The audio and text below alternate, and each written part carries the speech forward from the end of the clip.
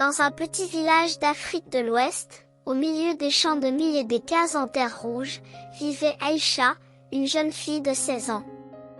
Fille aînée d'une famille modeste, elle voyait sa mère se tuer à la tâche chaque jour, vendant des beignets au marché pour nourrir ses frères et sœurs. Son père, ouvrier saisonnier, partait souvent travailler loin et ne revenait que quelques mois par an, les poches presque vides. Malgré cette vie difficile, Aïcha gardait espoir. Elle était brillante à l'école et rêvait d'un avenir meilleur. Elle voulait être médecin, aider les siens, offrir à sa mère un toit solide et du repos bien mérité. Mais dans son village, les rêves étaient souvent brisés par la dure réalité. Chaque jour, elle voyait des filles comme elle abandonner l'école, contraintes de se marier ou de travailler pour subvenir aux besoins de leur famille. La pauvreté était une prison invisible qui broyait les ambitions les plus sincères. C'est dans ce contexte qu'un jour, sur le chemin du retour après les cours, son destin bascula. Le soleil déclinait lentement sur le village, projetant de longues ombres sur les chemins poussiéreux. Aïcha avançait d'un pas fatigué, son cartable usé sur le dos, quand une voiture noire aux vitres teintées s'arrêta près d'elle. La portière s'ouvrit lentement, et une femme en descendit. Elle était élégante, bien habillée, portant des bijoux qui scintillaient à la lumière du jour. Son parfum embaumait l'air. « Ma belle, attends-moi une seconde. » Aïcha s'arrêta, méfiante. « Tu es bien Aïcha, n'est-ce pas ?» La jeune fille hésita. Comment cette inconnue connaissait-elle son nom? « Ne sois pas timide, ma chérie. Je m'appelle Madame Fanta. Une amie m'a parlé de toi. On dit que tu es très intelligente, que tu veux réussir, mais que ta famille a des difficultés. Je me trompe? » Aïcha sentit son cœur se serrer. Oui, elle voulait réussir. Oui, sa famille souffrait. Mais pourquoi cette femme s'intéressait-elle à elle? Madame Fanta lui sourit et sortit un paquet de billets de son sac. Une liasse épaisse.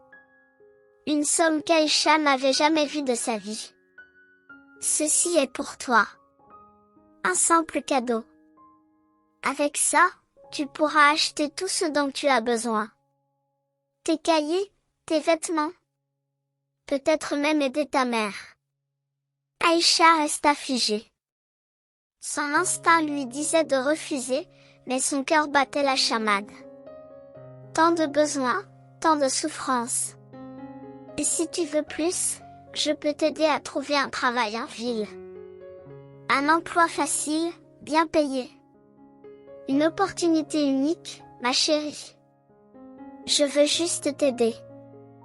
La tentation était trop forte.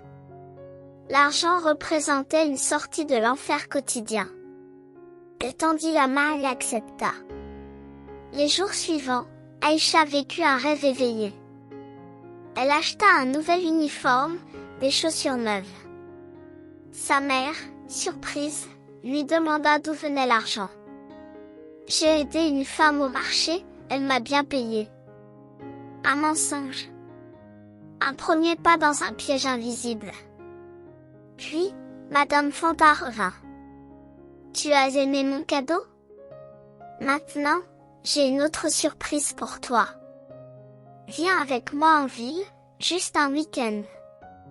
Tu découvriras un monde merveilleux. » L'excitation d'Aïcha l'emporta sur la prudence. Elle mentit à sa mère, prétendant qu'elle allait chez une cousine. La voiture l'emmena loin de son village, vers la grande ville, où les immeubles touchaient le ciel et où les rues brillaient sous les lumières artificielles. Aïcha n'avait jamais rien vu de tel.